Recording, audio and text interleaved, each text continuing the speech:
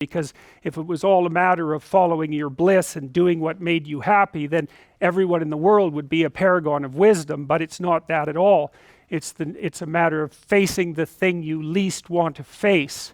And everyone has that there's this old story in King Arthur where the knights go off to look for the Holy Grail, which is either the cup that Christ drank out of at the Last Supper or the cup into which the blood that gushed from his side was poured when he was crucified. The stories vary, but it's basically a holy object, like the phoenix in some sense, that's a representation of transformation.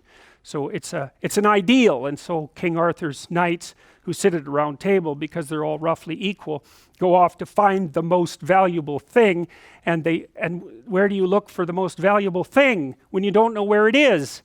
Well, each of the knights looks at the forest surrounding the castle and enters the forest at the point that looks darkest to him. And that's a good thing to understand, because the gateway to wisdom and the gateway to the development of personality, which is exactly the same thing, is precisely through the portal that you do not want to climb through. And the reason for that's actually quite technical. This is a Jungian presupposition too, is that, well, there's a bunch of things about you that are underdeveloped, and a lot of those things are because there's things you've avoided looking at because you don't want to look at them, and there's parts of you you've avoided developing because it's hard for you to develop those parts. And so it's by virtual necessity that what you need is where you don't want to look, because that's where you've kept it.